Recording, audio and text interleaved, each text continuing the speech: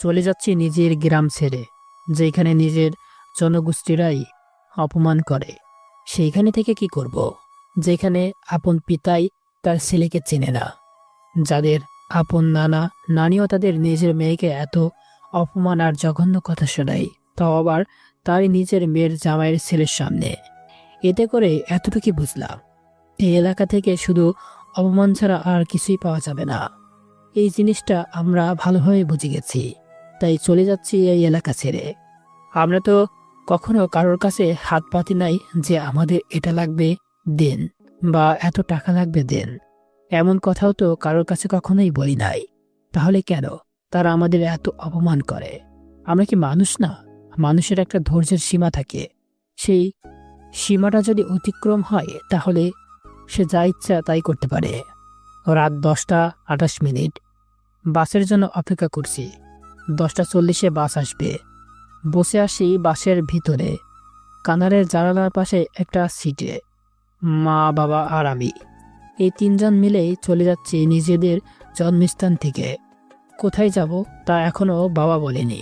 নিজের সিটে বসে ভাবতেছি, কি থেকে কি হয়ে গেল, কেন তারা আমাদের সাথে এমন ব্যবহার করে।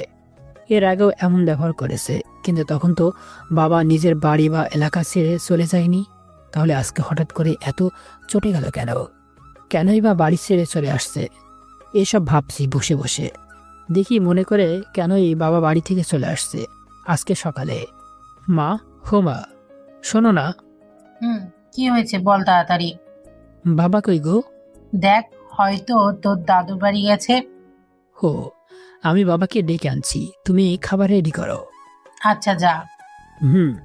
আমাদের বাড়ি থেকে বের হয়ে চলে আসলাম দাদুর বাসায়। আমাদের বাড়ি থেকে ঠিক 1 মিনিট বা দিকে হাঁটলে আমাদের দাদুর বাড়ি। আমি বাড়ির গেটের সামনে আসতেই বাড়ির ভিতর চিল্লাচিল্লির শব্দ শুনতে পেলাম।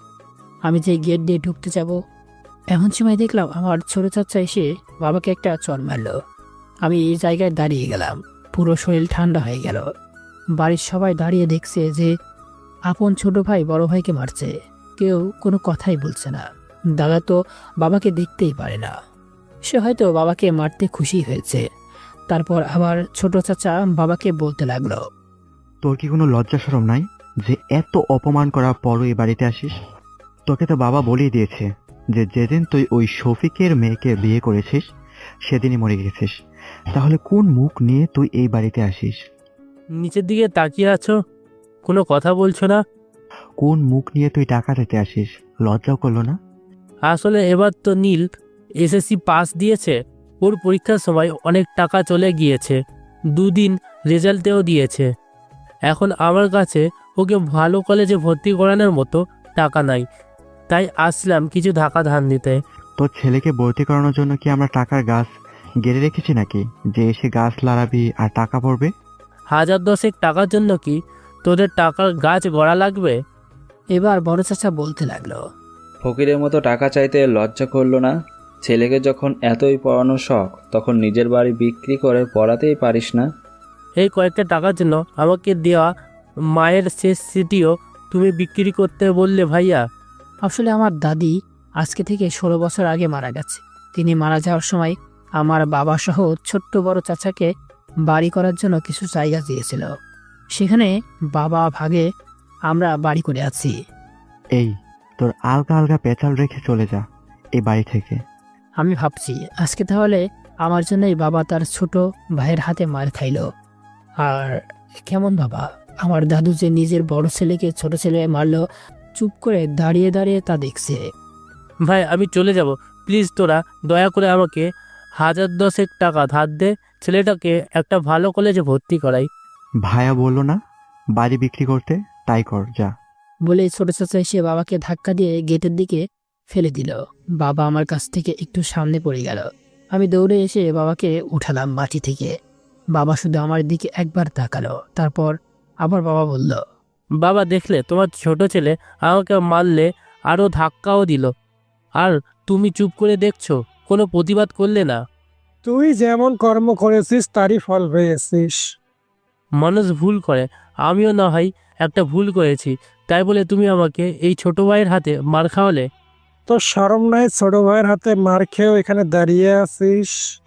আচ্ছা ঠিক আছে, আর আসবো না, কিন্তু একদিন ঠিকই তোমাকে আমার কাছে, আমার ছেলের কাছে আসতে হবে।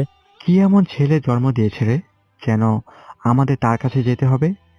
চাচা, আপনাকে কে এই শিক্ষা দিয়েছে যে বড়দের গায়ে হাত তুলতে হয়? কুত্তার বাচ্চা, তুই এখন আমাকে শিখাবি নাকি? চাচার কথা শুনে বাবা আমার গালে ঠাস করে একটা চড় মারে। তারপর আবার বলতে শুরু করে। এই চুপ কর, বড়দের মাঝে কেন কথা বলিস? বাবা, তুমি ওনার বড়, উনি কেন তোমাকে মারবে? বাবা, আজকে যা ব্যবহার করলে তা আমি কোনোদিনও ভুলবো না। আরে যা তো, এত কথা বলছিস কেন? তুই ডুবলি কি না সেটা তোর বিষয়। তুই ভুললেই বা আমাদের কি, আর না ভুললেই বা কি? দেখ, সময় বলে দিবে ভাইয়া, আর আমার এই ছেলের কাছে তোকে একদিন কাঁদতে হবে, দেখিস। চলে যাও সামনে থেকে। নেকা কান্না করা বাদ দিয়ে চলে যা। তুই কি বুঝবি এই কান্নার? একটা ছেলের সামনে তার বাবাকে মার খেতে দেখে যে কতটা কষ্টকর, তা তুই কেমনে বুঝবি? এই আশরাফ, ওর ঘাড় ধরে বের করে দে তো। তার আর কোনো দরকার হবে না, আমি চলে যাচ্ছি। চল বাবা। আমি আর বাবা চলে আসলাম দাদুর বাড়ি থেকে। তারপর বাবা আমাকে বাড়ি যেতে বলে কোথায় যেন চলে গেল।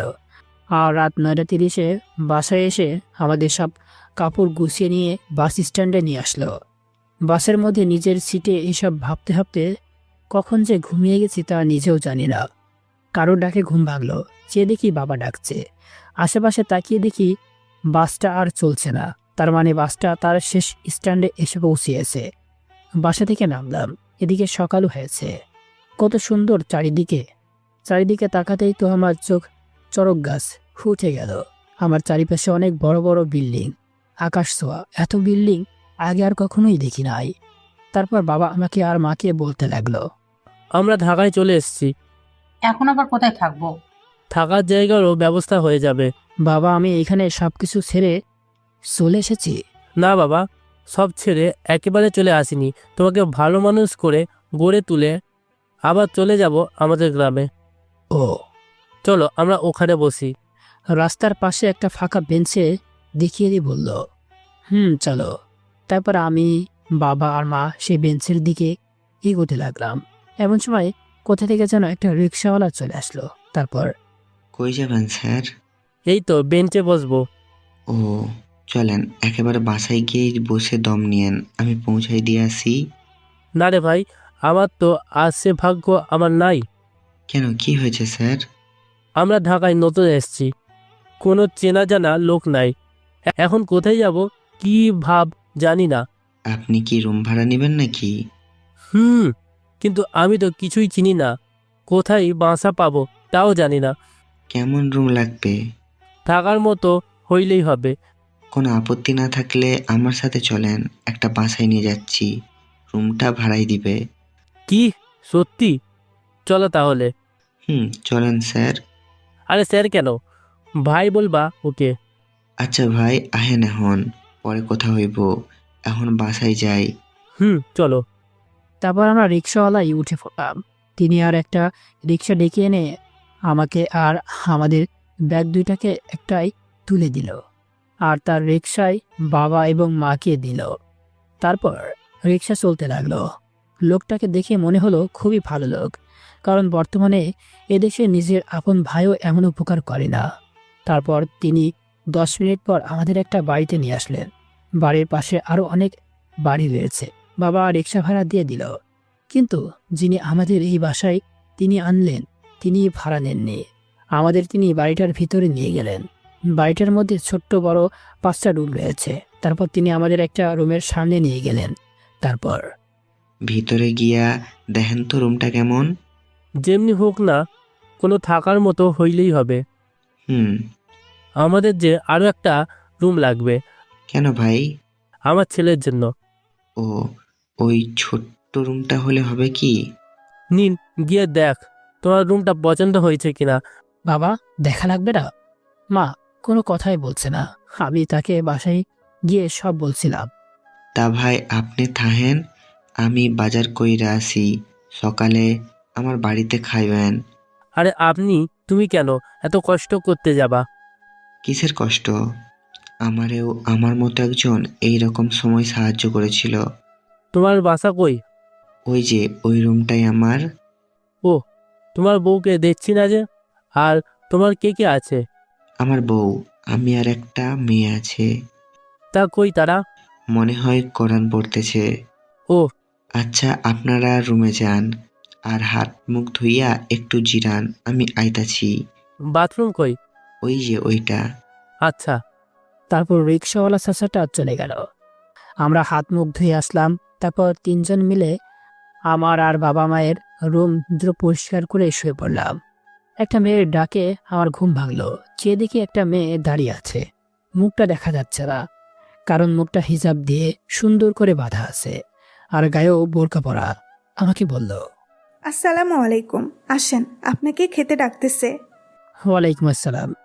আপনি কে? আর আমাকে কে আবার খেতে ডাকছে? জি, আমি তিথু, আর আপনার বাবা আর মা আমাদের রুমে আছে, আপনাকেও ডাকছে। ও, আপনি চান? আমি আসতেছি। আচ্ছা, তাড়াতাড়ি আসবেন। তারপর মেয়েটা মানে তিথু চলে গেল। মেয়েটার কণ্ঠটা সেই, দেখেই মনে হলো পর্দা করে থাকে সবসময়। বুঝলাম সে চাচার মেয়ে। রিক্সাওয়ালার চাচার নাম করিম। তারপর আমি ফ্রেশ হয়ে চলে আসলাম করিম চাচার রুমে। হাতে থাকা ঘড়িটা দেখলাম 9টা 23 বাজে। সেখানে গিয়ে দেখলাম মা, বাবা আর করিম চাচারা বসে আছেন আমার জন্য। আমি আসতে তিথু নামের মেয়েটা একটা প্লেট দিয়ে তা ভাত বেড়ে দিত লাগলো। আমিও চুপচাপ বসে পড়লাম খেতে, খাবার খাচ্ছি। এমন সময় করিম চাচা বলল, ভাই সাহেব, গরিব মানুষ, যা সামর্থ্য ছিল তাই রান্না করেছি, কিছু মনে না করে খেয়ে নিন। আরে তুমি এগুলো কি বলছো? আমাদের ভাগ্য ভালো যে তুমি আমাকে ডেকেছো, এটাতেই আমরা অনেক খুশি। আর আল্লাহ আমাদের লিচিকে যা রেখেছে তাই খেতে পাচ্ছি। তা আপনার নাম? বাসা বললেন না তো। আমার নাম ফরিদুজ্জামান ফরিদ, আর বাসা বগুড়াই। কি বললেন, বগুড়ায়? আরে, আমার বাসাও তো বগুড়ায়। হঠাৎ করে তিথু বলে উঠল, বাবা, খাওয়ার সময় এত কথা বলতে নেই, আল্লাহ নারাজ হন, আর খাবারগুলোও নারাজ হয়। খেয়ে তারপর বসে গল্প করবেন। এখন খাবার খান তো। ঠিক বলেছ মা, আগে খাবারটা শেষ করি, পরে গল্প হবে আজকে সারাদিন। আচ্ছা। যাই বলো, খাবারটা কিন্তু সেই হয়েছে। তাই নাকি? তা কে রান্না করেছে এই মাছের ভুনাটা? জি চাচ্ছু, আমি রেঁধেছি। বাহ মা, তুমি তো সেই রান্না জানো। আগে খাওয়া শেষ করে গল্প হবে বললাম না, খান আগে। হুম। তারপর সবাই মিলে খাওয়া শেষ করলাম। তিথু মেয়েটার মুখটা খাবারের সময় দেখলাম। আমি তো তখনই জ্ঞান হারিয়ে ফেলতে ধরছিলাম, কারণ এত সুন্দর চেহারা কারোর হয় আমার জানা ছিল না। তার চোখ দুটো দেখে মনে হলো কোনো সোনালি হরিণের চোখ চুরি করে লাগিয়ে নিয়েছে। ঠোঁটগুলো যে ঝরে পড়া কোনো গোলাপের পাপড়ি। গায়ের রংটা ফর্সা। আহ, এ তো মেয়ে নয়, যেন কোনো পরী। তারপর আমি নিজের রুমে চলে আসলাম। আমার ফোনটা নিতেই বাটনওয়ালা ফোন। বাবা সেই ক্লাস 8-এ পরীক্ষার পরে ভালো রেজাল্ট করায় কিনে দিয়েছিল। ফোনটা নিয়ে আবার করিম চাচার রুমে গেলাম। বাবা মা গল্প শুরু করে দিয়েছে। আমি সেখানে গিয়ে চুপচাপ বসে পড়লাম। চুপ করে বসে আছি। এমন সময় করিম চাচা বলল, তা ভাই, ঢাকাতে কেন আসলেন বলেন না তো। সেই অনেক কাহিনী ভাই। ও, এই বাসার মালিক কে ভাই সাহেব? এটা আমাদের নিচের বাসা। চাচার কথা শুনে অবাক হয়ে গেলাম। বলে কি, নিজের বাসায় থাকতেও সেই রিক্সা চালায়? কিছুই বুঝতেছি না। এটা আমাদেরই বাসা। তা তুমি রিক্সা চালাও কেন? আমি অন্যের কাজ করতে চাই না, আর এই রিক্সা চালানোর পিছনেও কারণ আছে। তা হলো, আমাদের মহানবী বলেছেন, শ্রমিকের গায়ের ঘাম শুকানোর আগেই তার পারিশ্রমিক দিয়ে দাও। তাই আমি এই কাজটিকেই পেশা হিসাবে নিয়েছি। এটাতে সব সময় সততার সাথে এবং ঘাম শুকানোর আগেই পারিশ্রমিক পাওয়া যায়। আর এতে করে কোনো প্যাসেঞ্জারের পাপ হয় না, বরং সওয়াব পায়। বা ভাই, তোমার কথা শুনে অনেক ভালো লাগলো। বাংলাদেশে বর্তমান রিক্সা চালকদের কোনো মূল্যায়নই নাই, অথচ তারা সবসময় হালালভাবে রুজি করে। তারা রিক্সা চালকের শরীরে ঘাম শুকানোর আগে ভাড়া দিয়ে দেয়। এতে করে সেও সওয়াব পায়, কারণ সে জাকি করে নিয়ে যথাসময়ে পারিশ্রমিক দিয়েছেন, তাই সেও সওয়াব পায়। কি ব্যাপার, তুমি চুপ কেন? না, এমনি। মা তিথু, ওকে বাইরে থেকে ঘুরিয়ে নিয়ে আসতো। বাবা তুমি তো জানো আমি বাইরে বের হই না। না চাচা, যাবো না, এখন বাইরে। আসলে মেয়ে মাদ্রাসায় পড়ে তো, তাই বাইরে বেশি বের হয় না। তা তো আমি আগেই বুঝে গেছি ভাই। তাইলে বাবা তুমি নিথুর রুমে গিয়ে ওর সাথে গল্প করো, কেমন? সেটাই ভালো হবে, তোমাদের গল্প শোনাচ্ছে আমরা নিজেরাই গল্প করি। বাবা ওর সাথে ওর রুমে যাও, কেমন? শুধু মাথা নাড়ালাম। তারপর চলে আসলাম তিথুর রুমে। সে আমাকে একটা চেয়ারে বসতে দিয়ে সে তার রুমে থাকা খাটের উপর বসে পড়ল। তারপর বলতে শুরু করলো। তা আপনার নামটাই তো জানা হলো না। জি, মোহাম্মদ নীল মেহরাজ। আপনার পুরো নাম কি? তাইবা জামান তিথু। কোন ক্লাসে পড়েন? খুব সুন্দর নামটা। আমি এবার এইচএসসি পরীক্ষা দিলাম। আর আপনি? আমি এইবার ক্লাস 9-এ উঠলাম। আর আমি আপনার ছোট হব, তাই তুমি করেই বলবেন, ওকে? আচ্ছা ঠিক আছে। নামাজ পড়েন? কিন্তু মাঝে মাঝে বাদ পড়ে যায়। কেন বাদ পড়ে কেন? ওই যে আলসেমি লাগে। শুনুন, আপনি যে কথাটি বললেন সেটি আলসেমি। এটাতে আল্লাহ যে কতটা কষ্ট পেয়েছে তা আপনি বুঝবেন না। আল্লাহ আপনাকে তার ইবাদত করার জন্যই পৃথিবীতে পাঠিয়েছে। তিনি আপনার সৃষ্টিকারী, সুতরাং আপনার কি দায়িত্ব নয় তার সেবা ইবাদত করা? আচ্ছা, এখন থেকে 5 ওয়াক্ত নামাজ পড়বো। নামাজ পড়ে আল্লাহর কাছে সবসময় মাপ চাইবেন। আচ্ছা, তুমি কি সবসময় বোরকা পরে থাকো? বাসার মধ্যে থাকি না, কিন্তু কোরআন পড়ার সময় মাদ্রাসায় বা বাইরে কোনো কাজে বের হলে বা অপরিচিত কেউ আসলে বোরখা পরে থাকি। ও আচ্ছা, এখানে মসজিদ কোথায়? কেন? বাহ, নামাজ পড়তে যাব তা আগে থেকে জেনে নিব না? বাবার সাথে যায়েন, তিনিও নামাজে চাই। তোমরা সবাই কি নামাজ পড়ো? কেন আপনার আব্বু আম্মু পড়ে না? মাঝে মাঝে। আর তুমিও আমাকে তুমি করে বলতে পারো। আচ্ছা শোনো, আমি তোমার মাকে নামাজ পড়াবো আর তুমি তোমার বাবাকে নামাজে নিয়ে যাবে, ওকে? আচ্ছা। এদিকে হঠাৎ করে আমার ফোনে একটা মেসেজ আসলো। তা ওপেন করে আমি তো খুশিতে লাফাতে লাগলাম। তাড়াতাড়ি করে আব্বু আম্মুর কাছে আসতে লাগলাম। আমার পিছু পিছু তিথু আসতে লাগলো। সে হয়তো কিছু বুঝতেছে না। এদিকে তার ছেলেকে কোথায় ভর্তি কইরাবেন? ভাবছি পলিটেকনিকে ভর্তি করাবো। বাহ, ভালো হইব তো। এই যে বাজারে যে হাড়ি পাতিল ও খরচ করে নিয়ে আসবে না। আরে এত তারা কিসের, পরে না হয় যাবে। না না ভাবি, আপনাদের এমনিতেই অনেক কষ্ট দিয়ে ফেলেছি। আরে ভাই, এসব নিয়ে পরে ভাবা যাবে। আব্বু, আমি ঢাকা পলিটেকনিকে চান্স পাইছি। কি বলছো বাবা, সত্যি? আব্বু। কবে ভর্তি হবে? না, ওইখানে টাকা বেশি লাগবে, অন্যটাই ভর্তি হব। মনটা খারাপ হয়ে গেল। আমার স্বপ্ন ছিল যে ইঞ্জিনিয়ার হব, কিন্তু টাকার অভাবে হয়তো হতে পারবো না। আরে টাকা চিন্তা করো না, এমনিতেই সব ঠিক হয়ে যাবে। তারপরও তোমার কাছে তো এখন এতগুলো টাকা নাই। আমার কাছে টাকা আছে, কালকে ভর্তি হতে যাব কলেজে, ওকে? আচ্ছা ঠিক আছে। এতক্ষণে সবাই বুঝে গেছে আমার খুশির কারণটা কি। আচ্ছা, আমি গোসল করে আসি, নামাজে যাব। আর বাবা, চাচা, নামাজ পড়তে যাব, রেডি হও। মা আর আন্টি, আমরাও বাসায় নামাজ পড়বো, ওকে? আচ্ছা মা, ঠিক আছে। তারপর আমি গোসল করতে চলে গেলাম। ভাবতে লাগলাম, করিম চাচা আমাদেরকে কতই সহজেই কত আপন করে নিয়েছে, আর আমাদের আপনজনরাই নেয়নি আমাদের আপন করে। নামাজ পড়ে বাসায় চলে আসলাম আমি। চাচা আর আব্বু, মনটা এখন একটু শান্তি পাচ্ছে। আসলেই তো আল্লাহ তো আমাদেরকে তার ইবাদত করার জন্য পাঠিয়েছে, আর আমরা তার ইবাদত না করে অলসের মতো শুয়ে থাকি বা কাজ করি, আড্ডা দিই বা নাটক দেখি। আমাদের এমন কর্মে আল্লাহ তাআলা আমাদের উপর নারাজ, অসন্তুষ্ট হন। আর আল্লাহ নারাজ, অসন্তুষ্ট হলে আমাদের গুনাহ হয়। তাই এই সকল গুনাহ থেকে বিরত থাকতে সবাইকে নামাজ পড়তে হবে। দুপুরের সময়ও আমরা তাদের সাথে খেতে বসলাম। সবাই বসে খাচ্ছি, এমন সময় বাবা বললেন, করিম, একটা কথা বলতাম। বলেন ভাই সাহেব। আমার একটা কাজ জোগাড় করে দিতে পারবা? পারবো না কেন? ভালো তো। বাবা, আমার একটা মেকানিক্যালে চান্স এসেছে। আমি বলছিলাম কি, আমরা যদি একটা গ্যারেজ খুলি কেমন হবে? ভালো কথা বলতেছো তো তুমি। গ্যারেজ খুলে কি হবে? আরে গ্যারেজের কাজ এইখানে ভালো চলবে। গ্যারেজ খুলতে অনেক টাকা লাগে যে। আরে প্রথমে আমরা ছোট্ট করে খুলবো। চাচা, আপনিও কি আমাদের সাথে থাকবেন? যদি তোমরা নাও তাহলে থাকতে পারি। তাহলে তো ভালোই হবে। ওকে, তাহলে কালকে নীলকে কলেজে ভর্তি করে কাজ শুরু করে দিব। আচ্ছা, আর একটা কথা বলার ছিল আমার। বলেন ভাবি। বলছিলাম কি, আমরা সবাই যদি একসাথে মিলেমিশে থাকি তাহলে কেমন হবে? বুঝলাম না ভাবি। আরে ভাই, আমরা একসাথে মানে পরিবারের মতো একসাথে রান্না খাওয়া দাওয়া করব। ওকে, তাহলে তো ভালোই হবে। বাবা, আমি তাহলে আমার রুমে গেলাম। আচ্ছা যাও। তারপর আমি আমার রুমে চলে আসলাম আর ভাবতে লাগলাম, হেনারা, করিম চাচারা আমাদের চিনেই না, আর তারা মাত্রই কিছু সময়ে আমাদেরকে কতটা আপন করে দিয়েছে, আর আমাদের আপনজনরা আমাদের কতই না অপমান করেছে। আচ্ছা আপনারাই বলেন, আমার বাবা মা না হয় প্রেম করে বিয়ে করেছে, এতে দোষ কি?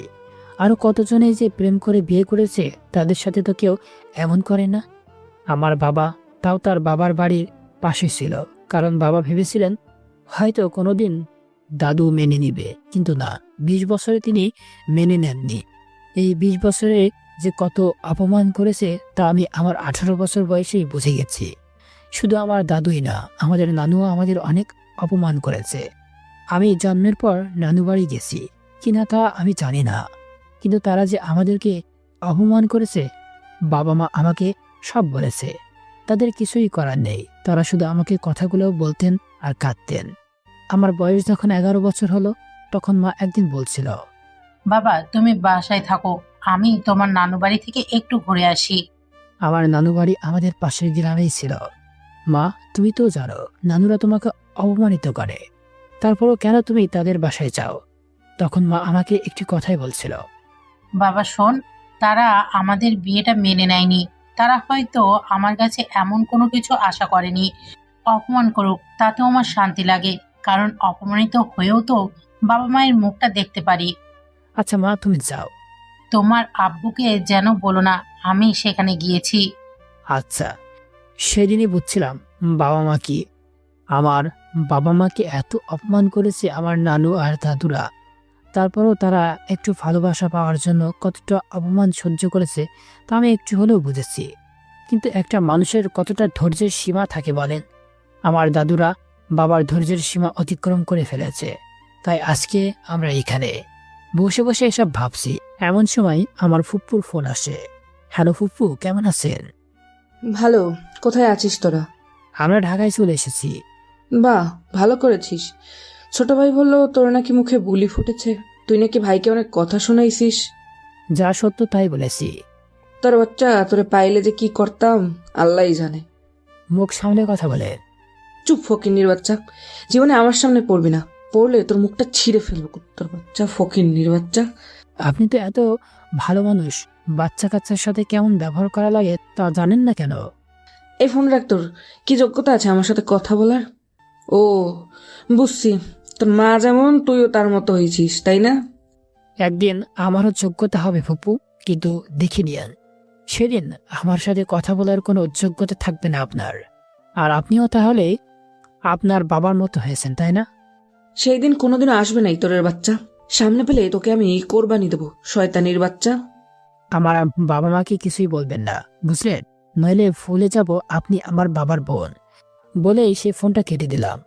ফোন রেখে দিয়ে দরজার দিকে তাকাতেই দেখলাম মা দাঁড়িয়ে আছে। মা হয়তো আমার আর ফুপুর সব কথা শুনে ফেলেছে। তারপর মা আমার কাছে এসে বলতে লাগলো, আমার জন্যই তোমাকে এত জঘন্য কথাগুলো শুনতে হয়ে, তাই না বাবা? আরে না, ফুপু তো এমনি মজা করে বলছে কথাগুলো। বাবা আমি সবই শুনেছি। কান্না করতে করতে মা কথাগুলো বলছে। মা, বাদ দাও তো এইসব কথা। বাবা তোমাকে তাদের যোগ্য হতে হবে, বুঝলে? মা, আমি তো একদিন তাদের যোগ্য হয়ে আমাদের করা অপমানগুলো ফেরত দিব। চল খেতে চল, অনেক রাত হয়েছে। কি? কখন রাত হলো? এখন রাত 8:57 বাজে। ও, তুমি যাও, আমি আসছি। তার মানে অতীতের কথাগুলো ভাবতে ভাবতে রাত হয়ে গেছে। আজকে আমাকে আমার ফুপ্পু যেমন করে এই কথাগুলো বলল, ঠিক তেমন করেই আমার খালাও মামারা বলে। দুই পরিবারের থেকেই আমাকে বেশি গালাগালি করে, নানা ধরেন অকাত্য ভাষায় বকাবকি করে। আমি শুধু শুনি, আর যখন সহ্য না করতে পারি তখন আমিও বলি। তারপর আমি খাবার খাইতে চলে গেলাম। রাতে খাবার খেয়ে রুমে এসে শুয়ে পড়লাম। আবার মামা ফোন দিয়ে অনেক কথা শোনালেন। তাই রাগ করে সিমটাই ভেঙে ফেললাম। আসলে আমার দাদু আর নানুর মধ্যে আগে থেকে ঝগড়াঝাটি আছে, তাই বাবা মা কেউ তারাও মেনে নিতে পারছে না। মা, বাংলাদেশে এমন অনেক পরিবার আছে যারা ভালোবেসে বিয়ে করেছে, তাদের মেনে নেননি। এর পিছনের কারণটা হলো শত্রুতা, নয় ধনী গরিবের তফাৎ। যদি সবাই সব দিক দিয়ে বিবেচনা করত কিংবা ভালোবাসা কি জিনিস তা বুঝতো, তাহলে হয়তো আমাদের মতো পরিবারকে এত অবহেলা অপমান সহ্য করতে হতো না। এসব ভাবতে হবে কখন যে ঘুমিয়ে গেছে নিজেও জানি না। সকালে তিথু ডাকে ঘুম ভাঙল। এই যে তাড়াতাড়ি ওঠেন। ধাক্কা ধাক্কিতে বলছে, কি হয়েছে? এত সকালে ডাকাডাকি করছেন কেন? আরে সবাই নামাজ পড়তে গেছে, আপনি কি নামাজ পড়বেন না নাকি? আজান দিয়েছে? তাড়াতাড়ি ওঠেন। আচ্ছা, আপনি যান। তারপর তিথু চলে গেল আর আমি উঠে উজু করে বাসা থেকে বের হলাম মসজিদে যাওয়ার জন্য। নামাজ পড়ে একটু রাস্তা দিয়ে হাঁটাহাঁটি করে বাসায় চলে আসলাম। তারপর সবার সাথে এমনিতেই ভালো মন্দ কথা বললাম। তারপর রুমে এসে ফ্রেশ হয়ে খাটে শুইতেই বাবার ডাক। আমিও চলে গেলাম তার কাছে। গিয়ে, বাবা আমাকে ডাকছো? হুম। কেন বাবা? কোনো মানে মনে নেই কালকে কি বলছি? না তো। আরে তাড়াতাড়ি রেডি হয়ে নে, কলেজে ভর্তি হতে যাবে না? আরে হ্যাঁ, মনে পড়ছে তো। তাহলে তাড়াতাড়ি গিয়ে রেডি হয়ে নাও। আচ্ছা বাবা। তারপর আবার নিজের রুমে আসলাম। আম্মুকে দেখলাম না সকালে এসে, কই? তাই আম্মুকে ডাক দিলাম, আম্মু। কি হয়েছে? আমি রান্নাঘরে। আমি চলে আসলাম রান্নাঘরে। আমার পাশের রুমটা রান্নাঘর। আমি হয়তো আসার সময় ভালো মতো খেয়াল করি নাই যে আম্মু রান্নাঘরে আছে। আম্মু কি করো? রান্না করছি। হো গুড। কিছু বলবা কি? একটু পর আমি আর আব্বু বের হব। আজকে নাকি আমাকে কলেজে ভর্তি করাতে নিয়ে যাবে। সে কি, সকালে তো কিছুই খাওনি বাবা, না খেয়ে যাবে নাকি? আম্মুর পাশ থেকে চাচি কথাটা বলল। আরে সমস্যা নাই মা, তুমি তাতে তাড়াতাড়ি করে পরোটা ডিম ভাজি দাও। বাহ, সবাই দেখি একসাথে রান্না করে আছে। আচ্ছা বাবা, তুমি গিয়ে রেডি হও, আমি পরোটা ভেজে দিচ্ছি। আরে চাচি, আপনি কেনই কষ্ট করবেন? যাও তো, রেডি হয়ে নাও। আমি আর কিছু না বলে চলে আসলাম নিজের রুমে। হায় রে, মানুষ যেখানে নিজের জনগোষ্ঠীরাই আমাদের চিনল না, আর এই মানুষগুলো চাচা চাচি তিথু আমাদের একটি মাত্র দিনই কতই আপন করে নিয়েছে।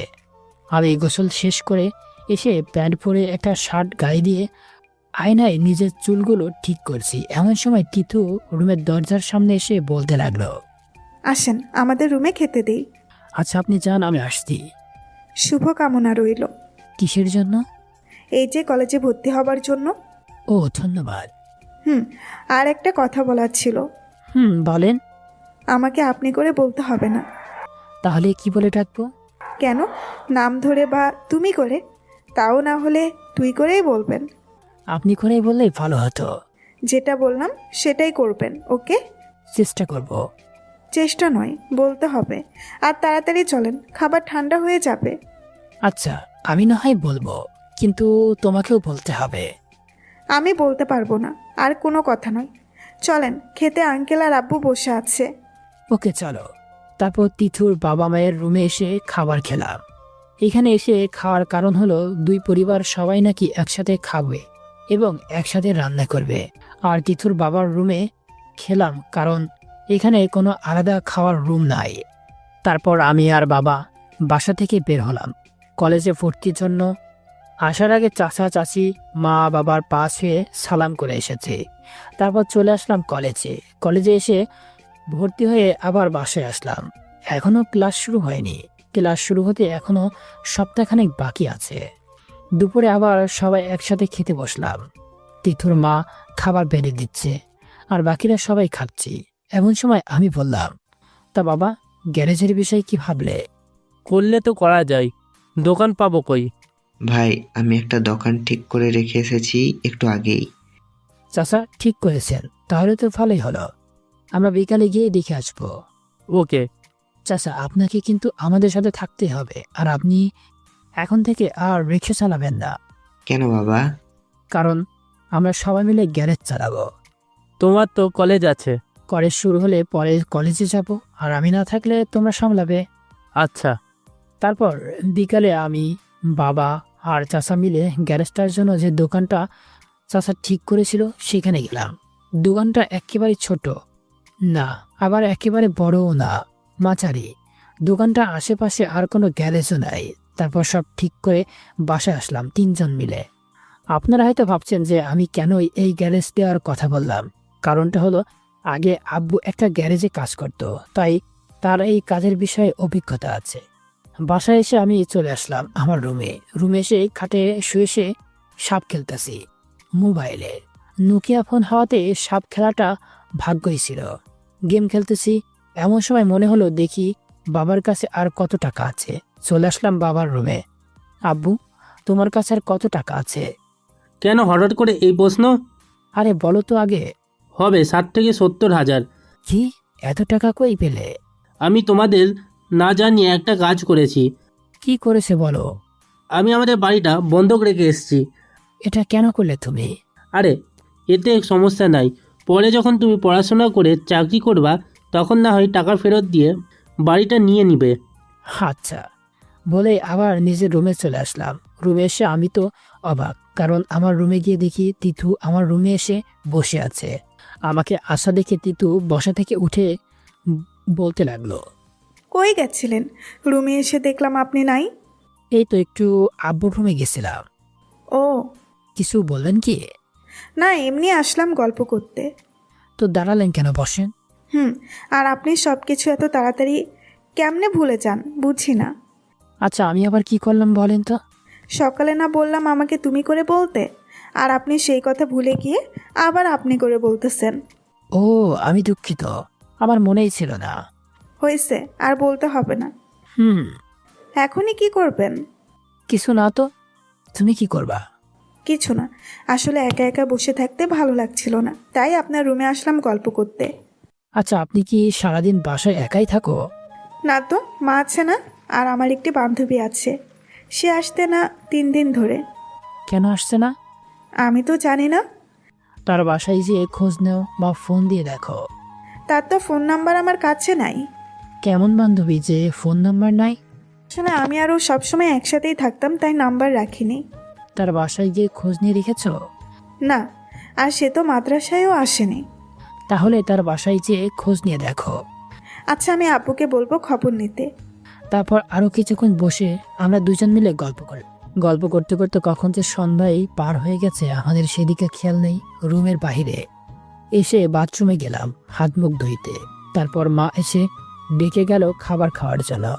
রাতে খাবার খেয়ে চলে আসলাম নিজের রুমে এসেই ভাবতে লাগলাম তিথু খুবই সহজেই আমাকে কতটা আপন করে নিয়েছে। শুধু তিথু নয়, তার পরিবারও। ভাবতে লাগলাম মুনিয়ার কথা। মুনিয়া আমার বড় চাচার মেয়ে। আমি আর মুনিয়া একই ক্লাসে পড়তাম এবং একই স্কুলে। মুনিয়া হয়েছে ঠিক ওর বাবার মতোই। সেও আমাকে আরও আমার পরিবারকে দেখলে তার বাবার থেকে বেশি অপমান করত। মনে পড়ে গেল এইচএসসি পরীক্ষার কয়েকদিন আগের ঘটনা। সেদিন মুনিয়া আমাকে সবার সামনে অপমান করেছে। সেদিন আমি আর রাকিব, আমার বন্ধু, স্কুলে এসে বারান্দায় দাঁড়িয়ে আছি। এমন সময় মুনিয়াকে বড় চাচা মানে ওর বাবা মোটরসাইকেলে করে স্কুলে নামিয়ে গেল। সে নেমে সোজা ক্লাসে চলে গেল। খেয়াল করে দেখলাম তার হাতে একটি ব্যাগ। মনে হয় কোনো কিছু আছে এতে। সে ক্লাসে গিয়ে সবার সামনে কথা বলতে লাগলো। আমি আর রাকিব বারান্দায় দাঁড়িয়ে আছি। দাঁড়িয়ে গল্প করছি। এমন সময় ক্লাসে রুমের ভেতর থেকে মুনিয়া আমাদের ডাক দিল। তারপর সে সবার সামনে বলতে লাগলো, এই তোরা সবাই দেখছিস, সামনে ফাইনাল পরীক্ষার জন্য বাবা আমাকে কি কিনে দিয়েছে। ওয়াও, কি সুন্দর দেখতে রে মুনিয়া। তা তো হবেই। দোস্ত, আমাদের ছবি উঠাবি না? তুলবো তো। তাহলে তোলা শুরু কর, পরে কথা বলবো। আচ্ছা, তোদের সবার পিক তুলতেছি, সবাই একসাথে দাঁড়া। তারপর সবাই দাঁড়ালো, শুধু আমি বাদে। আসলে আমার ছবি ওঠাতে একদম অসহ্য লাগে, তাই আমি দাঁড়ালাম না। আমি না দাঁড়িয়ে খাম্বার মতো দাঁড়ায় আছি। এটা দেখে মুনিয়া বলতে লাগলো, কি তোরে কি আবার আলাদা করে দাঁড়াইতে বলা লাগবে? আমার ছবি ওঠাতে ভালো লাগে না। কেন ভালো লাগে না? আর লাগবেই বা কেমনি? ফোকের নিগো ডিএসএলআর দিয়ে ছবি উঠতে পারবে নাকি? মুনিয়া, এগুলো কি বলছিস? নীল তো তোর চাচাতো ভাই হয়। আরে এই ফকিরনিকে আমি আমার চাচাতো ভাই মানি না। চুপ করে আছি। আর না দাঁড়িয়ে ভালো করেছিস। ওইদিকে প্রশ্নবোধক দৃষ্টিতে তাকালাম। তুই যদি পিক তুলতে দাঁড়াতি তাহলে আজকে তোকে আরো বেশি অপমান করতাম, বুঝলি? ও, তোর ভাগ্য ভালো যে দাঁড়াসনি। কোনো কথা না বলে চলে আসলাম ক্লাস থেকে বাইরে। তারপর পিক তুলছে আর আমি বারান্দায় দাঁড়িয়ে দাঁড়িয়ে তা দেখছি। আসলে তখন মিথ্যা বললাম। আপনারাই বলুন, ডিএসএলআর দিয়ে কারোর পিক তুলতে ভালো লাগে? আমার তো লাগে। আমি মুনিয়াকে মিথ্যা বললাম, কারণ আমি জানতাম যে মুনিয়া আমাকে এমনি এমনি ডাকেনি। সে আগে থেকে আমাকে অপমান করত, আর আজকে নিজেই ডাক দিয়েছে।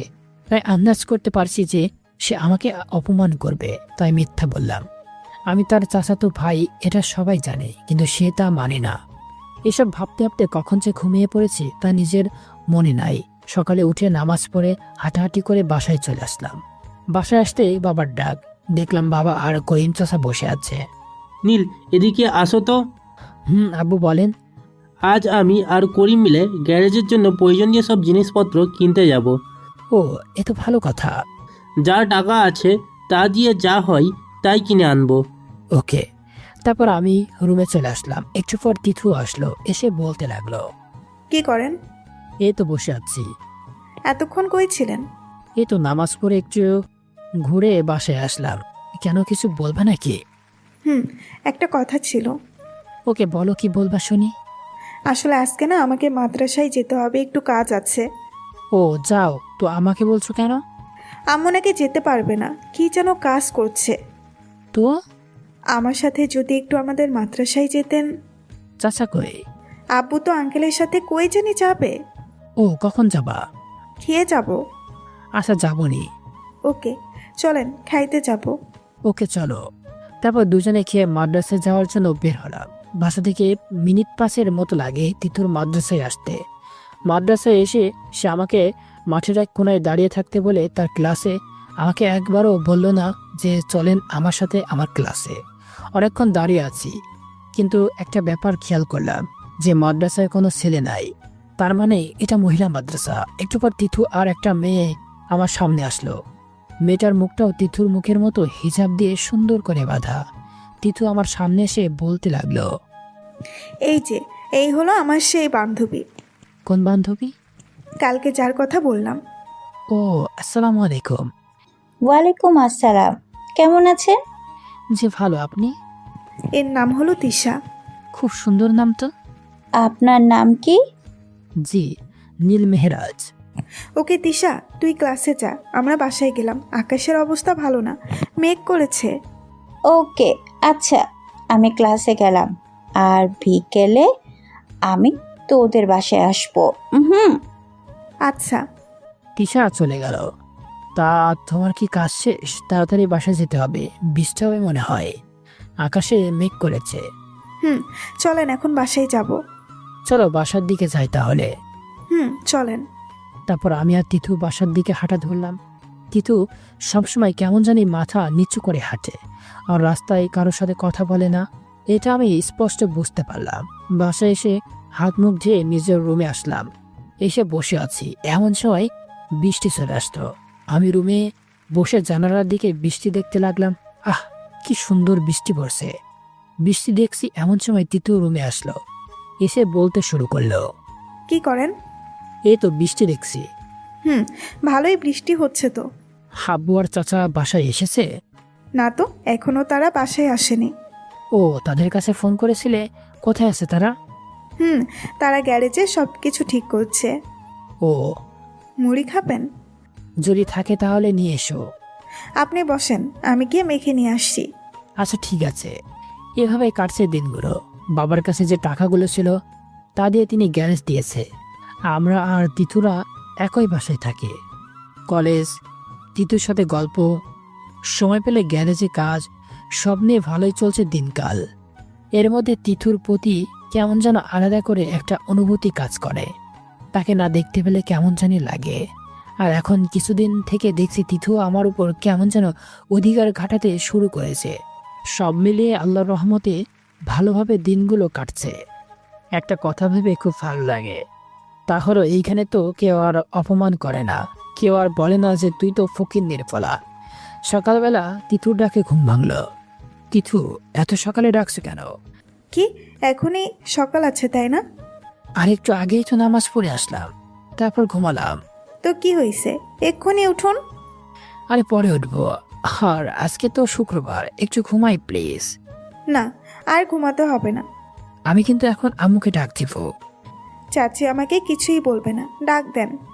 এত সকালে উঠে কি করব বলো? আজকে গ্যারেজে গিয়ে কাজ করবেন, বাসায় থাকা যাবে না। কেন, বাসায় থাকলে কি হবে? এমনি। আর গ্যারেজে গিয়ে আব্বু আর আঙ্কেলকে বাসায় পাঠিয়ে দিয়েন। কেন? খেতে আসবে। ওকে। হাত মুখ ধুয়ে এসে এখানেই বসে থাকবেন, আমি খাবার নিয়ে আসতেছি। কেন খাবার ঘরে চাই? আপনাদের তো বলাই হয়নি, আমার বাসার ভিতরেই একটা খাবার খাওয়ার রুমও বানাইছি। এখানে বসতে বলছি, চুপ করে বসে থাকবেন। আমি জানি তিথু যা বলে তাই করে, তাই আমি আর বেশি কথা বললাম না। আর তিথুও চলে গেল আমার জন্য খাবার আনতে, আর আমি উঠে ফ্রেশ হতে চলে গেলাম। তারপর তিথু আসলো হাতে একটা প্লেট নিয়ে, দেখে বুঝেই ফেললাম যে এতে আমার জন্য খাবার নিয়ে আসছে তিথু। তারপর সে এসে খাবারটা আমার খাটের উপর রাখলো, রেখে আমাকে বসতে বলল। বসেছি, এখন দাও তো আগে খাই। আরে খাইবেনই তো। বলে সে প্লেট থেকে নিজের হাতে খাবারের লোকমা করে আমার মুখে সামনে ধরল। আর আমি তো অবাক হয়ে গেলাম, কারণ তিথু যে নিজের হাতে আমাকে খাওয়াবে আমি কল্পনাও করিনি। হা করে আছি। কি হলো, খাচ্ছেন না কেন? তুমি আমাকে খাওয়াই দিচ্ছ কেন? এমনি, আমার ভালো লেগেছে তাই দিচ্ছি। কেন ভালো লাগলো বলো? আরে তিশা ওর হবু স্বামীকে নিজের হাতে খাইয়ে দেয়, তাই আমিও আমার হবু স্বামীকে নিজের হাতে খাইয়ে দিব। এক নাগারে কথাগুলো বলল তিথু। আমি অবাক হয়ে চোখ বড় বড় করে ওর দিকে তাকালাম। আমার তাকানো দেখে ভাবতে লাগলো সে কি বলছে। কি বললো তুমি, আবার বলো। কই কিছু না তো, আমাকে মা ডাকছে তাই চাই। আরে আমাকে খাওয়াই দিবি কে? পারবো না, নিজের হাতে খান। তুমি না বললে খাওয়াই দিবে? পারবো না। বলে তিতু দৌড় দিয়ে চলে গেল, আর আমি হা করে তার যাওয়ার দিকে চেয়ে আছি। আমি ভাবতে লাগলাম কি বলে গেল সে, আমি নাকি তার হবু স্বামী। খাওয়া বাদ দিয়ে এসব ভাবছি। আসলে আমি তিতুকে ভালোবাসি, আর তিতুও আমাকে ভালোবাসে, তার প্রমাণ সে এক্ষুনি দিয়ে গেল। কিছুক্ষণ পর তিতু আবার আসলো, এসে দেখে আমি খাওয়া বাদ দিয়ে বসে আছি, তাই আবার বলতে লাগলো। কি ব্যাপার, খাননি কেন এখনো? তুমি নাকি খাওয়াই দিবে আজকে, তাই আর খাইনি। ও আচ্ছা, খাইয়ে দিচ্ছি। হাত ধরে প্লেটটা হাতে নিল। তিতু আমার মুখের সামনে এক লোকমা ভাত ধরল। হা করেন। ভালোবাসো আমাকে? সরাসরি বলে ফেললাম। খাবারের সময় বেশি কথা বলতে নাই। যেটা বলছি তার উত্তর দাও। জানি না। ওকে, কি আর করার? কি ওকে? হ্যাঁ, আর কি করার, এর মানে কি? কিছু না, কিছু না। আমি কিন্তু বলতে বলছি। আরে কিছু না। বলবেন কি না? আগে বলো আমাকে ভালোবাসো। জানি না। ওকে, কালকে তাহলে সাদিয়াকে প্রপোজ করব। পরের দিন সাদিয়াকে প্রপোজ করব। তিতু শুনে রেগে মেগে আগুন হয়ে বলল। ওই, এই সাদিয়াটাকে? আমার বান্ধবী হয়। একটা লাথি দিয়ে প্রপোজের শখ মিটিয়ে দিব, বুঝলি? এই আমাকে তুই করে বলছো কেন? আমাকে ছাড়া আর কাউকে প্রপোজ করা তো দূরের কথা, দেখতেও পাবি না। মুখের মধ্যে এক থাবা ভাত ঢুকিয়ে দিয়ে বলল। করতে লাগলাম। এই কি হলো আপনার, পানি খান। বলে সে পানির গ্লাসটা মুখের সামনে ধরলো। আমি পানি খেয়ে বলতে লাগলাম, আমাকে মেরে ফেলতে চাও? কথাটা আর বলতে পারলাম না ভাই, তার আগে আমার মুখের মধ্যে দিয়ে দিল। আরে ভাই কি ভাবতেছেন, উম্মা দিল? আরে ভাই তাহলে তো ভালোই হতো, কিন্তু ভাই তা না দিয়ে দুইটা কাঁচামরিচ মুখে পড়ে দিল ভাই। আর সাথে সাথে আমার মুখ থেকে কথা উধাও হলো এবং আমার চোখে পানি চলে আসলো। জোরে চিল্লাতেও পারছি না। কেমন লাগলো? আমি কোনো কথা বলতে পারলাম না। সোজা রুম থেকে বের হয়ে দৌড় দিলাম রান্নাঘরে, গিয়ে ফ্রিজ থেকে এক বোতল পানি বের করে খেলাম। আমার এমন অবস্থা দেখে চাচি বলতে লাগলো। কি ব্যাপার নীল, এভাবে দৌড়ে আসলে কেন? ঝাল ঝাল, কথাও বলতে পারতেছি না। কি ঝাল ঝাল করছো? আপনার মেয়ে আমার মুখে কাঁচামরিচ দিয়ে দিয়েছে। কি বলছো, বুঝতে পারছি না। এমন সময় শয়তানের হাড্ডি তিথু আসলো। কিছু না মা, আর আপনি দাঁড়িয়ে কেন? ফ্রিজ থেকে দই বের করে খান। আমাকে বলল। আমি মনে মনে বললাম দাঁড়া মজা দেখাচ্ছি, আর মুখে বললাম তিথু আমার রুমে নিয়ে এসো প্লিজ। যা তোমা ওর রুমে দিয়ে আয়। ওকে মা। বলেই নিজের রুমে আসলাম। আমি রুমে এসে পানি খাচ্ছি আর ভাবতেছি আমাকে মরিচ খাওয়ানো, দাঁড়াও আমিও মজা দেখাবো। একবার খালি আসো আমার রুমে, তারপর মজা বোঝাবো। বসে বসে এসব ভাবছি, এমন সময় তিথু দই আর একটা চামচ হাতে আমার রুমে আসলো। রুমে নয়, দরজাটার সামনে এসে সে দই আর চামচ এগিয়ে দিয়ে বলতে লাগলো, এই যে ধরেন দই আর চামচ। দরজার সামনে দাঁড়িয়ে হাসতে হাসতে বলল, এদিকে এসো। না যাব না, এগুলো নিন। এদিকে আসতে বলছি। একটু রেগেই বললাম। তিতু ভয় পেয়ে আমার কাছে আসলো। ওর হাত দুটো ধরে বললাম, আমাকে মরিচ খাওয়ানো, দাঁড়াও মজা দেখাচ্ছি। এই কি করবেন? ছাড়ুন বলছি, ছাড়ুন। কোনো কথা না শুনে 4 ঠোঁট এক করে দিলাম। মিনিট খানিক পর আমি ছাড়ার চেষ্টা করছি, কিন্তু পারছি না। কি হলো? ছাড়তে পারছি না কেন? এদিকে তিতু এতক্ষণে আমার মাথার পিছনে 2 হাত দিয়ে কিছুক্ষণ চুল খামচে ধরে আছে, আর ঠোঁট দুটো তার দখলে নিয়ে এমন করে মনে হয় কোনো আইসক্রিম খাচ্ছে। এটা দেখেই তো আমি নিজেই নিজেকে ভালো ভালো কিছু কথা মনে মনে বললাম, জোরে বলতাম। কিন্তু তিথু যে আইসক্রিম খাচ্ছে, আমি ছাড়ানোর চেষ্টা করছি কিন্তু পারছি না। প্রায় 5 মিনিটের পর তিথু আমাকে ছেড়ে দিয়ে জোরে জোরে শ্বাস নিতে লাগলো। আমিও তাই নিতে লাগলাম। কেমন লাগলো বলেন? আমার আজকে তো মরে আর বললাম না, কারণ তখনই এই বালের মরার কথা বলে মরিচ খাইছি। কি বলতে ধরছিলেন বলেন? চোখ বড় বড় করে, কই কি বলতে ধরছিলাম? কিছু না তো। ঝাল কমেছে? আরেকটা কথা। কি কথা বলেন? এত কিপটে মানুষ আমি বাপের জন্মও দেখি নাই। কি কিপটামি করলাম আমি? করনি? না তো। দই বাঁচানোর জন্য তো আমাকে উম্মা দিলে। কি এত বড় কথা? আরে না, বেশি বড় না তো। দাঁড়া, তোকে আজকে সব দই খাওয়াবো। আরে না, এমনি বললাম। তিতু কোনো কথা না শুনে আবার আমার কাছে আসতে লাগলো। কি করছো, ছাড়ো। আর বলতে পারলাম না।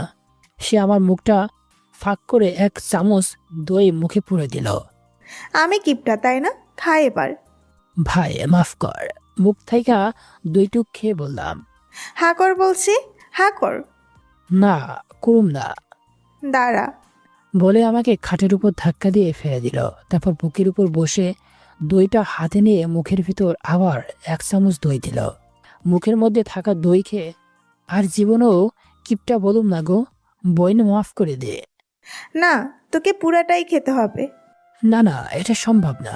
আমি আর একটুও খামো না। না, তোকে খেতেই হবে। তাহলে তোমার গায়ে বমি করে দিমো।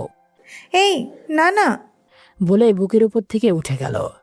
আচ্ছা তিতু, একটা কথা সত্যি করে বলবা? বলেন, কি কথা? তুমি কি আমাকে ভালোবাসো? বলে দৌড়ে চলে গেল আমার রুম থেকে। আমি বসে বসে ভাবছি, যাক কেউ তাহলে আমাকে ভালোবাসে। আর একটা কথা, তিথু আমাকে আপনি আর তুই করে বলে, কিন্তু তুমি করে কেন বলে না? এসব ভাবছি এমন সময় বাবা ফোন দিল। আব্বু? কই আছো তুমি এখন? আমি তো বাসায় আছি। কেন? একটু গ্যারেজে আসো তো। কেন, কোনো সমস্যা হয়েছে কি? আরে না, আমি আর তোমার চাচা বাসায় আসবো খাইতে, তাই আর কি। ও আচ্ছা, আমি এক্ষুনি আসতেছি। আচ্ছা বাবা, আসো। তারপর আমি সোজা গ্যারেজে চলে গেলাম। আমি যাইতে বাবা আর চাচা বের হয়ে চলে গেল। আর আমি চুপ করে গড়িতে বসে আবার ভাবতে লাগলাম, অবশেষ আমিও একটা জিএফ পাইলাম। কি যে আনন্দ লাগছে তা বলে বোঝাতে পারবো না। এইভাবে চলে গেল প্রায় 3 বছর। এই 3 বছরে আমার প্রায় কয়েকটা নতুন বন্ধু হয়েছে, কিন্তু একটাও মেয়ে বন্ধু হয়নি। এই 3 বছরে আমরা কখনো আমাদের গ্রামের বাসায় যাইনি, কে আমাদেরকে কোনো অপমান করেনি। এখন আমি ডিপ্লোমায় প্রায় শেষের সেমিস্টারে উঠছি। আর একটা মজার বিষয়ও আছে, আর সেটা হলো এখন আমি আর তিথু একে অপরকে প্রপোজ করিনি। আর তিথু এখনো আমাকে তুমি করে বলেনি। ঝগড়া বা অভিমান করলেও তুই আর আপনি ছাড়া বলে না। আমি আর তিথু একে অপরকে ভালোবাসি, এটা বাসায় আমাদের বাবা মা জেনে গেছে। তারা কিছুই বলেনি, মানে হয়তো আমাদের বিয়ে দিবে। এরই মধ্যে আমাদের গ্যারেজটাও বড় হয়েছে, সেখানে প্রায় 15 জনের মতো শ্রমিক কাজ করে। আজকে আমার ডিপ্লোমার ফাইনাল পরীক্ষার রেজাল্ট বের হবে। ল্যাপটপের সামনে বসে আছি আমি আর তিথু। তিথু অনেক চিন্তিত। এতটা চিন্তিত সে তার এসএসসির রেজাল্ট দেওয়ার সময়ও ছিল না। এখন সে আলিম প্রথম বর্ষে পড়ে। আমি আমার অ্যাডমিন থেকে নাম্বার আর রেজিস্ট্রেশন নাম্বার বসিয়ে সার্চ দিলাম। লোডিং নিচ্ছে, আর এদিকে আমার চেয়েও তিথুর অবস্থা ভয়াবহ। মনে হয় সে পরীক্ষা দিয়েছে। চোখ বন্ধ করে বসলো। আমি তো ল্যাপটপের ডিসপ্লের দিকে তাকিয়ে অবাক। একবার ডিসপ্লের দিকে তাকাচ্ছি আর একবার তিথুর দিকে। আমার রেজাল্ট দেখে তো আমার কান্না বের হয়ে গেল। ভাই কি ভাবতেছেন, ফেল করব? আরে ভাই এতটাও খারাপ না। রেজাল্ট করেছি 3.91। আমি তিথুকে দেখতে বললাম। সে দেখলো এবং সাথে সাথে আমাকে জড়িয়ে ধরলো। আমি তো সেই রকমের লজ্জা পেয়ে গেলাম, কারণ পাশে আমার বাবা মা আর তিথুর বাবা মা বসেছিল। এমন ঘটনা দেখে আমি তাড়াতাড়ি আমার রুমে চলে আসলাম। তিথিও না কি থেকে কি করে ফেলে নিজেও জানে না। এদিকে বাবা মা চাচা চাচি আমাকে মনে হয় কি না কি ভেবেছে। দুর্বল, ভালো লাগে না। এখন আমি কেমন করে তাদের সামনে যাব? আমি তো লজ্জায় রুমে চলে এসেছি। তিথু কি করে গিয়ে দেখি একটু। চুপি চুপি চলে গেলাম চাচাদের রুমের সামনে। গিয়ে দেখি তিথু মাথা নিচু করে বসে আছে, আর বাবা তাকে বলতেছে, কবে থেকে চলছে এসব? কই কি চলছে আঙ্কেল? কি চলছে মনে, তা তুই বুঝতে পারছিস না? না তো। থাক, আর ভয় পেতে হবে না। আগে ওর পড়াশোনা শেষ হোক, তারপর বিয়ে। ভাই বাড়ির মানুষ বাড়িতে থাকবে। আগে বড় মানুষ হও, তারপর ওর বিয়ে দিব। সবার কথা শুনে তিথু তো লজ্জা পাইছে, আর আমি তার দরজার ফাঁক দিয়ে দেখতাছি আর মনে মনে ভাবতাছি কবে পড়াশোনা শেষ হবে। একটু পর আমি নিজের রুমে চলে আসলাম, আর তিথু চাচাদের রুম থেকে বের হয়ে আমার রুমে আসলো। আমি শুয়ে থেকে ঘুমানোর ভান করে আছি। দেখি তিথু কি করে। তারপর তিথু রুমের দরজা লাগিয়ে দিয়ে আমার খাটের কাছে আসলো। এই যে ওঠেন তো। কোনো নড়চড় করছি না। কি হলো, উঠেন। আর ঢং করতে হবে না। তাও উঠছি না। উঠতে বলতেছি কিন্তু। হালকা রেগে গিয়ে বলে উঠল, কি হয়েছে? ঢং আর করা লাগবে না, আমি জানি আপনি ঘুমাননি। হুর, শরত ঘুমাবো। রেজাল্ট তো ভালোই হয়েছে। আমার গিফট কই? কিসের জন্য? আরে এত ভালো রেজাল্ট হয়েছে তাই। আমার কাছে টাকা নেই। আমি জানি আপনার কাছে টাকা আছে। না নাই। সত্যি তো? আচ্ছা। তোমার কি লজ্জা বলতে কোনো জিনিস নেই? আমার তো অনেক লজ্জা আছে। কেন, আমি আবার কি করলাম? লজ্জা থাকলে কি আর তখন আমাকে জড়িয়ে ধরতে নাকি? কখন জড়িয়ে ধরেছি? দেখো, মিথ্যা বলবে না কিন্তু। এই যে আমার ওই জড়িয়ে ধরার জন্যই আজকে একটা বিষয়ে 100% শিওর হয়েছি। কোন বিষয়ে? তারপর যা বললো আমি কোনো রিয়াক্ট করলাম না। দেখে তিথু আবার বলে উঠল, আমাদের বিয়ের কথা শুনে আপনি খুশি হননি? হয়েছি তো, কিন্তু সেটা অনেক আগে, যখন বাবা মায়ের কথাগুলো লুকিয়ে লুকিয়ে শুনছিলাম তখন। মানে কি, বুঝলাম না। যখন তুমি আমাকে জড়িয়ে ধরছিলে তখন আমি আমার রুমে চলে এসে একটু পর আবার গিয়ে লুকিয়ে লুকিয়ে শুনছি বাবা মা কি বলে। ওরে বদের হাড্ডি রে। এখন জড়িয়ে ধরো, কথা বলো। না, এখন আর না। আচ্ছা, এখন কি করবেন? ইন্টার্নি করব, পাশাপাশি একটা চাকরি, তারপর বিসিএসে ভর্তি হব। ও, আমাকে গিফট দিবেন না সত্যি? কি গিফট চাও বলো? আমার না একটা বোরখা চাই। তোমার তো অনেকগুলোই আছে। আচ্ছা তো কি হয়েছে, দিবেন কি না? আচ্ছা, আমি কালকেই দিব। আচ্ছা, আমি গেলাম। যাও, আমারও কাজ আছে। তিথু চলে গেল। আমি শুয়ে শুয়ে ভাবছি, যাক শেষমেশ তাহলে ভালোবাসাকে বিয়ে করছি। কি সৌভাগ্য আমার। তিথু আজকে প্রথম আমার কাছে কোনো গিফট চাইলো, তাই ভাবছি আজকে নিজে উপার্জন করে ওরে একটা বোরকা কিনে দিব। যদিও এখন আমার কাছে অনেক টাকা আছে, কিন্তু আমি প্রথম গিফটটা নিজের উপার্জন করেই দিতে চাই। বসে বসে ভাবছি কেমনে টাকা উপার্জন করব। এমন সময় গ্যারেজের কথা মনে পড়ল। এখন গ্যারেজে গিয়ে কাজ করলেই তো টাকা পাবো, তাহলে আর সেই টাকা দিয়ে তিথুর জন্য একটা বোরকা কিনতে পারবো। ভাবার সাথে সাথে রুম থেকে বের হয়ে চলে আসলাম গ্যারেজে। আমি গ্যারেজে এসে পোশাক চেঞ্জ করে যেই কাজে পোশাক পরে বের হয়েছি, এমন সময় একজন চাচা বললেন, আরে বাবা, তুমি কেন এসব পারলে? চাচা, আজকে একটু কাজ করব। আরে আমরা আছি তো, তুমি চুপ করে বসে থাকো, তুমি এসব পারবে না। তাছাড়া আমি মেকানিক্যাল ইঞ্জিনিয়ার, বুঝলেন, আর আমার কাজ করার অভিজ্ঞতা আছে। আমি এই বিষয় নিয়ে পড়েছি। ওকে বাবা, করো তাহলে। চাচা, 3টা গাড়ির কাজ করলাম আমি একাই। 2260 টাকা পেলাম। আশেপাশে কোনো গ্যারেজ না থাকায় আমাদের এই গ্যারেজে অনেক গাড়ি আসে। দিন শেষে আমাদের ভালোই টাকা ইনকাম হয়। কাজ শেষ করে আমি যে প্যান্ট শার্ট চেঞ্জ করতে যাব, এমন সময় পিছন থেকে একটা গাড়ি এসে হর্ন দিতে লাগলো। আমি পিছনে তাকলাম, দেখলাম একটা হাইস কার। আমি আমাদের গ্যারেজের কর্মতা একজনকে বললাম গাড়িটা দেখতে। সে বলল তার নাকি কাজ আছে। তাই আমি নিজেই গেলাম গাড়িটা ঠিক করতে। গাড়ির কাছে গিয়ে বললাম, কি সমস্যা হয়েছে বলুন। জানি না, স্টার্ট অফ হয়ে যাচ্ছে বারবার।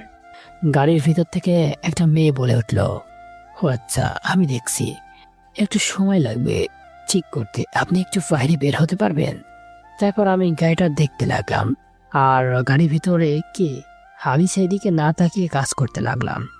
এমন সময় কে যেন বলে উঠল, কি রে ফকিনির বাচ্চা, তোরা তাহলে ঢাকাতে আছিস? কথা কেমন যেন চেনা চেনা মনে হলো। তাই কাজ বাদ দিয়ে তাকালাম তার দিকে। তাকে দেখেই তো আমি অবাক, কারণ এসে আর কেউ নয়, সে হলো আমার চাচাতো বোন মুনিয়া। কেমন আছো মুনিয়া? কথা বলার সাথে সাথে মুনিয়া এসে আমাকে একটা চড় মারল। আমি তো অবাক হয়ে গেলাম। আশেপাশে কর্মকর্তা সকালে আমার দিকে তাকালো এবং এগিয়ে আসছে আমার দিকে। আর মুনিয়া যেই গাড়িতে করে এসেছে সেই গাড়িও সবাই এগিয়ে আসলো। দেখে মনে হয় এগুলো মুনিয়ার ফ্রেন্ড হবে হয়তো। বাচ্চা, তোর কেমন করে সাহস হয় আমার নাম ধরে ডাকার? চুপ করে আছি। ফকিন্নির বাচ্চার কত বড় সাহস, মুনিয়ার নাম ধরে ডাকিস? তোর কি যোগ্যতা আছে আমার নাম ধরে ডাকার, কুত্তার বাচ্চা? সরি ম্যাম, আর ডাকবো না, মাফ করে দিন। এমন সময় মুনিয়ার ফ্রেন্ড বলল, কি রে, কি হয়েছে? ছেলেটাকে মারলি কেন?